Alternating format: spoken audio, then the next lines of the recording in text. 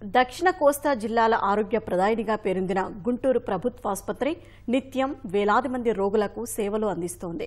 Super speciality సేవలు అందిస్తుండటంతో ఉమ్మడి గుంటూరు, కృష్ణా, ప్రకాశం, నెల్లూరు జిల్లాలకు చెందిన రోగులు ఇక్కడికి పెద్ద ఎత్తున వస్తుంటారు.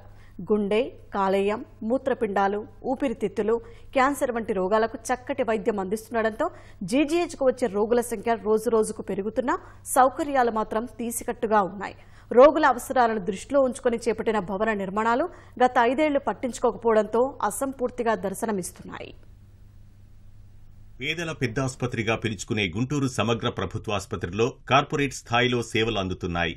సూపర్ స్పెషాలిటీ సేవలు సైతం అందుబాటులోకి రావడంతో చుట్టుపక్కల జిల్లాల నుంచి రోగులు నిత్యం వేలాదిగా తరలివస్తున్నారు. ఎన్టీఆర్ వైద్య సేవా పథకం ద్వారా అన్ని రోగాలకు ఉచితంగానే వైద్యం అందిస్తుండటంతో నిత్యం రద్దీగా ఉంటుంది. అయితే అందుకనుగుణంగా ఆసుపత్రిలో సౌకర్యాలు మెరుగుపడకపోవడంతో రోగులు తీవ్ర ఇబ్బందులు పడుతున్నారు. జీజీహెచ్లో మొత్తం 11 ఆపరేషన్ థియేటర్లు ఉండగా అవి ఏమాత్రం సరిపోవడం లేదు. వైద్యులు అత్యవసర శస్త్రచికిత్సలను ముందుగా నిర్వహించి మిగిలిన వారిని తర్వాత రమ్మంటున్నారు. ఎకో మిషన్లు సైతం రోగుల అవసరాలకనుగుణంగా అందుబాటులో లేవు. మొత్తం 5 యంత్రాలకు గాను 2 మాత్రమే పూర్తి స్థాయిలో పనిచేస్తున్నాయి. ఇవి కూడా కార్డియో విభాగంలో ఉండడంతో మిగిలిన విభాగాలకు చెందిన రోగులకు ఇబ్బందులు తప్పడం లేదు. మొబైల్ ఎకో సేవల్ని అందుబాటులోకి తీసుకురావాలని రోగులు కోరుతున్నారు.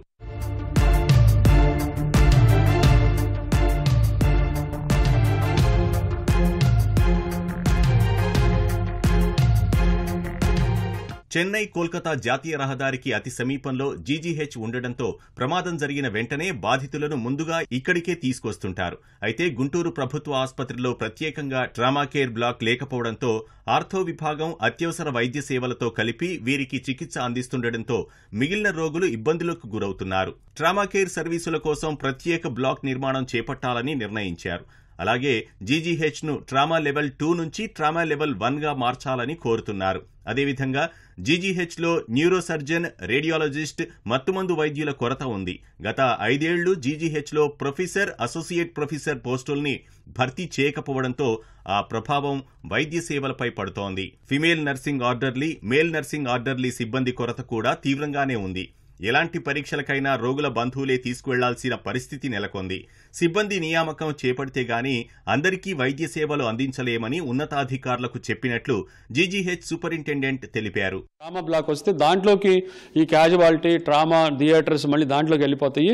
అంటే ఆర్థోపెడిక్స్కి ఎమర్జెన్సీ డిపార్ట్మెంట్ దాంట్లో మంచిగా ఎమర్జెన్సీగా వచ్చే పేషెంట్లు, ఎందుకంటే మీకు తెలుసు ఈ చుట్టుపక్కల చాలా హైవేస్ ఉన్నాయి. ఈ హాస్పిటల్కి దాదాపు చుట్టుపక్కల 5 జిల్లాల నుంచి పేషెంట్స్ వస్తారు. వీరందరూ ఎక్కడ యాక్సిడెంట్ అయితే మన దగ్గర తీసుకొస్తారు. అంత ట్రస్ట్ వర్ది హాస్పిటల్ ఇది. సో అదిగా టీచింగ్ కేర్ హాస్పిటల్ కదా ఇది, టెరిషరీ కేర్ హాస్పిటల్. ఇది ఇప్పుడు లెవెల్ 2 ట్రామా సెంటర్గా ఉంది. ఈ ట్రామా బ్లాక్ కనుక వస్తే మనం లెవెల్ 1 ట్రామా సెంటర్గా చేయాలని దీన్ని మేము కృత నిశ్చయంతో ఉన్నాం. దానికి కూడా డోనర్స్ ముందుకు వచ్చారు. అలాగే గవర్నమెంట్ కూడా ఏమైనా ఎక్విప్మెంట్ కావాలంటే ఆ ఎక్విప్మెంట్ కూడా ఇస్తానంటున్నారు వీటికి. సో గవర్నమెంట్ సపోర్ట్ తోటి అంటే ఆల్మోస్ట్ ఇది పీపీపీ మోడ్లో వెళ్ళిపోతుంది. ప్రసూతి విభాగం కోసం జింకానా ఆధ్వర్యంలో సుమారు 100 కోట్లతో కానూరు రామచంద్రరావు మాతా శిశు సంరక్షణ భవనాన్ని నిర్మిస్తున్నారు. మరో 7-8 నెలలకు గానీ ఇది అందుబాటులోకి వచ్చే అవకాశం లేదు.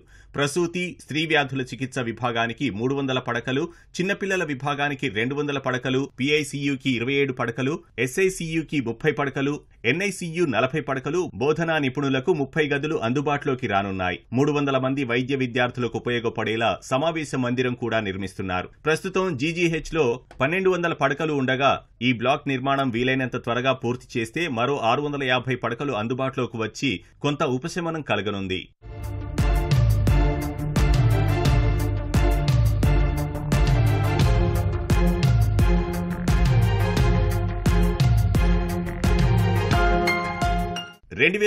లో అప్పటి టీడీపీ ప్రభుత్వం ప్రారంభించిన సర్వీస్ బ్లాక్ పనులు వైసీపీ పాలనలో నిలిచిపోయాయి. ఈ భవనం పూర్తయి ఉంటే కీలకమైన sterilisation, steam laundry, medical store, diet canteen విభాగాలు రోగులకు, వైద్యులకు, సిబ్బందికి అందుబాటులోకి వచ్చేవి. మళ్లీ కూటమి ప్రభుత్వం రాకతో ఆసుపత్రిలో నిర్మాణ పనులు వేగవంతమయ్యాయి. 50,000 చదరపు అడుగుల విస్తీర్ణంలో తలపెట్టిన G+4 సర్వీస్ బ్లాక్ నిర్మాణానికి ప్రముఖ పారిశ్రామికవేత్త తులసి రామచంద్ర ప్రభు 10 కోట్లు ఇచ్చేందుకు ముందుకు వచ్చారు. ఇప్పుడు మనకి ఈ బ్లాక్స్ కొన్ని పడేసి అక్కడతో కట్టడం వల్ల అక్కడ బాలింతలు ఒక బెడ్ మీద ఇద్దరు పడుకోవడం చూస్తున్నాం ప్లేస్ కన్స్ట్రెయింట్ వల్ల. ఒక్కసారి 8 నెలల్లో ఎంసీహెచ్ బ్లాక్ వస్తే పిడియాట్రిక్ సర్జరీ, ఆబ్స్ట్రిక్స్, గైనకాలజీ దాంట్లో మూవ్ అయితే ఇక్కడ చాలా స్పేస్ వస్తుంది. అప్పుడు ఇప్పుడు మనకి రోజుకు వచ్చే 5,000 మందికి మనము లోపల కొంత స్పేస్ ఇబ్బంది లేకుండా చక్కగా చేయొచ్చు. ఇప్పటికే మేము లోపల స్పేస్ మేనేజ్మెంట్ కోసమే ఇప్పుడు పార్కింగ్ ఏరియాస్ సెట్ చేశాము.